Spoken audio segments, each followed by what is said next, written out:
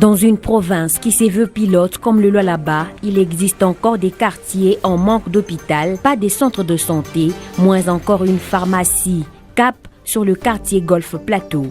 Les habitants y souffrent.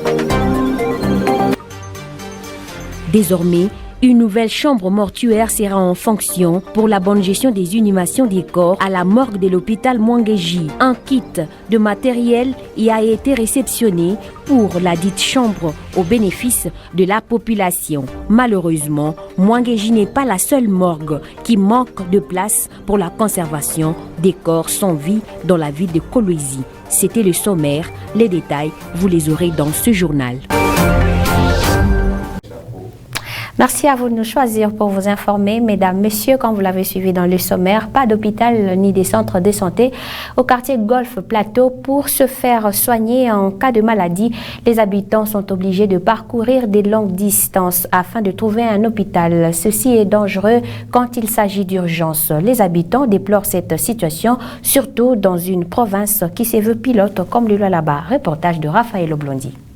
Il est 11h à la montre que Sarah vient d'arriver dans son quartier. Elle a dépensé plus de 3000 francs congolais pour se rendre à un centre de santé situé à la cité Ewabora pour faire soigner son bébé. Un quartier qui compte environ 4000 personnes manque des endroits sanitaires. Les habitants sont obligés de parcourir de longues distances pour tout achat de médicaments. Cette situation n'enchante personne. Nous souffrons énormément. Regarde, mon enfant est malade, il nous faut partir seulement à Ewabo. Juste un aller-retour, ça nous coûte 3000 francs. Et si vous manquez cet argent, vous allez partir comment? Ici, nous manquons un hôpital, nous souffrons vraiment. Si une personne souffre, c'est difficile de l'emmener à l'hôpital. Si c'est le cas d'urgence, nous sommes obligés de prendre la moto et les motocyclistes vont nous taxer 10 000 francs. 10 000 francs. Nous souffrons ici pour aller seulement payer les médicaments. C'est tout un problème, les hôpitaux sont loin. Et nous demandons aux autorités de nous construire un hôpital. La construction d'un centre hospitalier reste jusque-là le souhait de tous. Ils veulent que les autorités politico-administratives trouvent des solutions à leurs problèmes. Toujours sur le plan sanitaire, vendredi le 9 août 2019, l'hôpital général Mwangeji a réceptionné un kit de matériel pour la construction d'une nouvelle chambre mortuaire qui permettra à bien gérer l'élevé des corps. Ces équipements étaient une commande du gouvernement provincial en provenance de l'Afrique du Sud. Le bourgmestre de la commune de Manika et le médecin directeur de Mwangeji ont procédé au débarquement du matériel. Reportage. C'est un matériel tout neuf en provenance de l'Afrique du Sud destiné à une nouvelle chambre froide mortuaire de Mwangeji en pleine construction. Les équipements réceptionnés sont en 95% de ce qui a été commandé par le gouvernement provincial, dont 30 civières au bénéfice de la population. Mais il en reste encore. Il reste encore 50 civières qui doivent arriver, mais le gros du matériel est arrivé. Je pense d'ici très peu de temps, la chambre sera opérationnelle. Donc, nous avions autrefois promis un mois. Vous savez, la technicité aussi a ses caprices. Nous devons pouvoir monter. Il y a des techniciens qui doivent arriver. Ils sont déjà sur le Lubumbashi. Ils arrivent ce soir sur Kolwezi. Et le travail va se faire. Il y a des techniciens en froid qui arrivent aussi.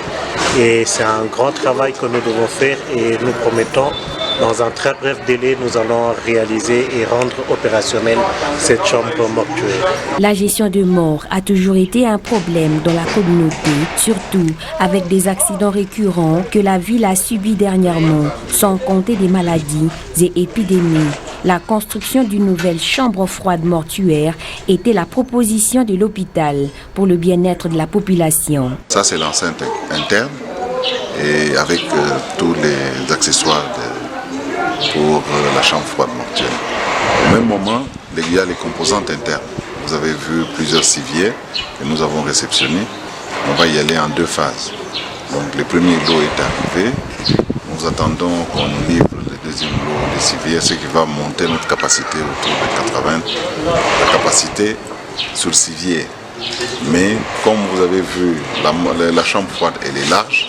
En cas d'afflux des corps, nous avons un espace où nous pouvons aller au-delà, mais cette fois-là descendre.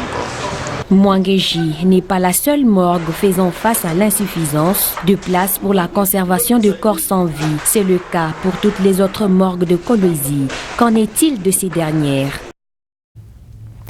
Un homme a reçu de coups de balle au niveau de la cuisse à la cité de Tanké qui est confronté jour après jour à l'insécurité galopante qui serait occasionnée par l'interdiction des accès des creuseurs dans la concession de TFM.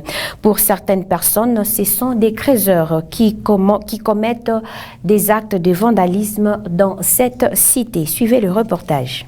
Pas à l'abattoir ou encore la viande d'une vache, mais plutôt la jambe de Manuel Eshomba. Nous sommes bien dans le vécu quotidien de la cité de Tenké, où l'insécurité bat record. Dans l'espace d'une semaine, 5 cas de cambriolage ont été signalés, causant ainsi de blessures graves chez le victime. Les auteurs de ces actes ne sont pas connus, mais Eshomba se rappelle d'une chose.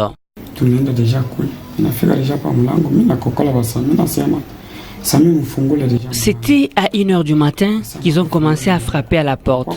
Ils ont commencé tout d'abord à casser le vitre. Ils m'ont braqué ensuite l'arme. Ils m'ont exigé à ouvrir la porte et je n'avais pas le choix. Quand ils sont entrés, ils m'ont demandé de l'argent. Je les ai dit que je n'avais pas l'argent sur place. Il fallait qu'on aille dans la chambre où se trouvaient mes frères pour aller y prendre de l'argent. Je les ai conduits là-bas. Quand nous sommes arrivés, je suis entré directement et j'ai poussé la porte. Je voulais la fermer. C'est à ce moment-là qu'ils ont commencé à tirer. La première balle m'a atteint au niveau de la cuisse.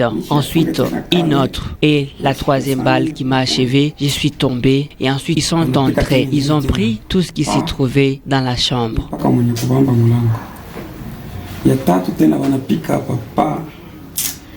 Si Emmanuel Eshomba et son frère sont encore en vie, c'est par la grâce divine.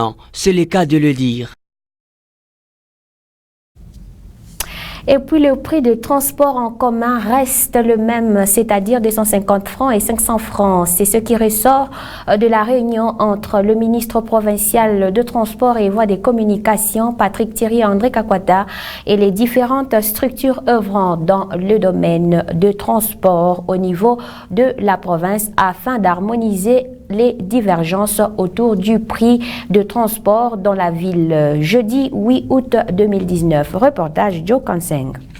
Afin de remettre la pendule à l'heure en ce qui concerne le prix de transport en commun, chose qui avait alarmé la population de Kolwezi pendant près de 2 semaines. Patrick Thierry André Kakwata, ministre provincial de Transport et Voies de Communication, a réuni le chef urbain de transport, le président de l'association des propriétaires des véhicules de transport, Aprovetrans, le président de l'association des chauffeurs du Congo, ASECO, et celui de la mutuelle des chauffeurs MUC. Après leur échange, il ressort que le prix de transport reste le même et il ne changera pas jusqu'à nouvel ordre. L'Excellence nous a invités parce qu'il y a de cela 2 semaines, il y avait une malaise dans la ville provinciale là-bas, à ce qui concerne les transports.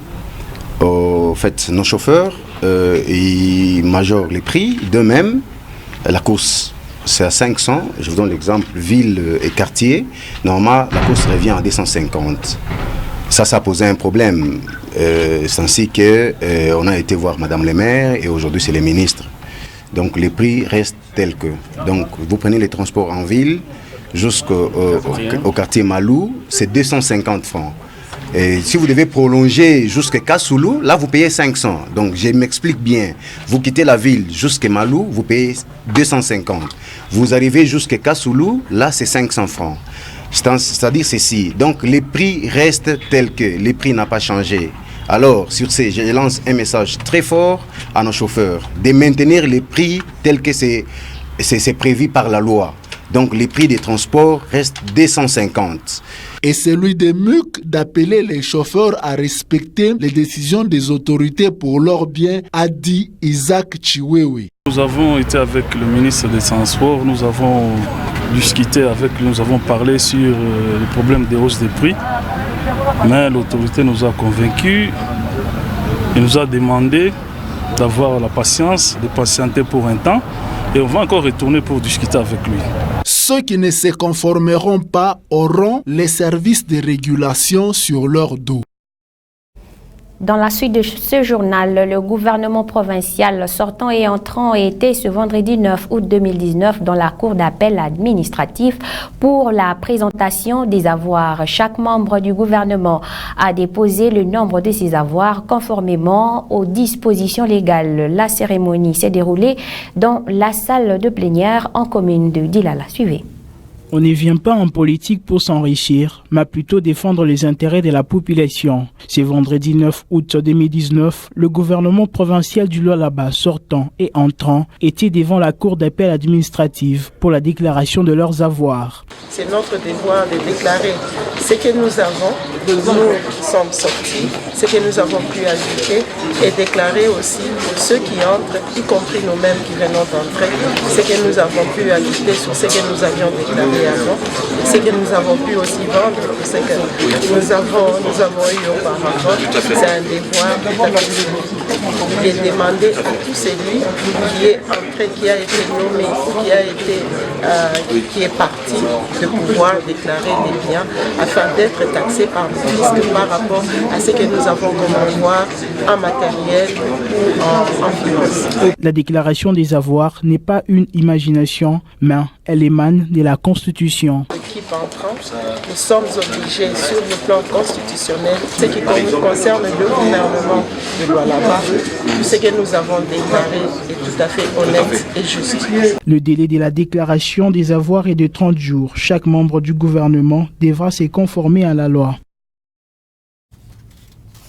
Et puis les kamikazes en sport de l'AS Simba de Kolwezi qui devront prendre part à la prochaine édition du championnat national s'entraînent au stade Dominique Dur de la cité Manika où ils achèvent les derniers réglages avant les débuts de la compétition qui pointe à l'horizon. J.R. Sakissa. Ils étaient au stade Dominique Dur de la cité Manika où ils ont amorcé la dernière ligne droite de cette phase de préparation qui a connu la participation de plusieurs anciens joueurs du team rouge et blanc de Kolwezi, auxquels se sont ajoutés d'autres nouvelles recrues venues en renfort afin de pallier aux quelques insuffisances et renforcer cette équipe qui devra rivaliser avec des grands noms du football au pays. Cette saison sera la bonne. Il y a des joueurs qui n'étaient pas sur place à Kolwezi, qui étaient encore en vacances, on va dire ça, mais ils sont en train de venir. Il y a le lot, en fait, la vague de Lubumbashi qui est déjà là, de l'Ikasi. Nous sommes en train d'attendre ceux de Kinshasa qui arrivent déjà ce soir. Fiston est parti, il faut le dire. Fiston est parti, il est chez Vita, mais néanmoins, il n'est pas indispensable. Nous avons quand même eu des remplaçants, des gens qui peuvent faire son rôle, qui sont déjà là. Il y a 2 qui sont déjà arrivés. Je crois qu'on attend un autre qui vient de Canada, qui doit arriver, je crois, si tout va bien demain. Le gouvernement nous accompagne totalement pour qu'il y ait un succès, pour que nous puissions, n'est-ce pas, livrer des bons matchs et satisfaire les Lualabais et Lualabais qui viendront nous voir.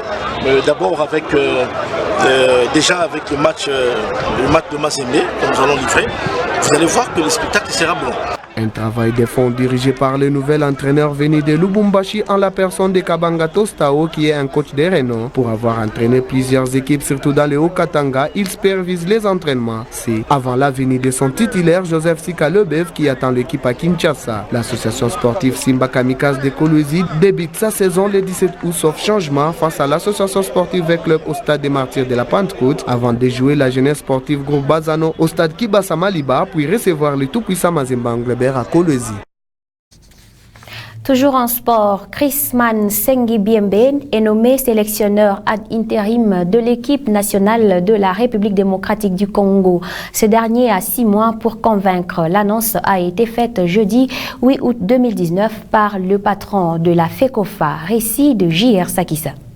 Après la démission du coach Florent Ibengue à la tête de la sélection nationale de la RDC le mercredi dernier, Christian Sengi Bouambe, l'ancien directeur technique national et sélectionneur de Léopard I-23, a été nommé par l'instance suprême qui gère le football congolais comme sélectionneur principal. Son staff sera composé de Christopher Walembo et Mouni Zaïra comme adjoint, Robert Kidiaba Mouteba, entraîneur des gardiens, Trésor Loalo, entraîneur des attaquants, Dodo Landoul, manager de l'équipe nationale et Aziz Makoukoula, secrétaire de Léopard. En nommant Ibengue, nous avons été des précurseurs. Notre modèle a été suivi par plusieurs pays d'Afrique. Je pense que les entraîneurs locaux réussissent mieux en connaissant la psychologie et la culture du pays, a-t-il assuré Costa Omari, le président de la FECOFA, dans un point de presse. En cas de l'insuffisance des résultats dans les délais lui accordés, la FECOFA lancera un appel d'offres. Pourtant, des noms de sélectionneurs étrangers commençaient déjà à circuler. Le choix a été porté pour de valeurs nationales. La FECOFA a également confié Christian Sengi la tâche du sélectionneur de léopards locaux. Ce journal a été réalisé par Ramadan Mouzanga et Fiston Saloumou. Je vous donne rendez-vous pour samedi de la part de Raphaël Oblondi. Quant à moi, je vous retrouve dimanche. Au revoir.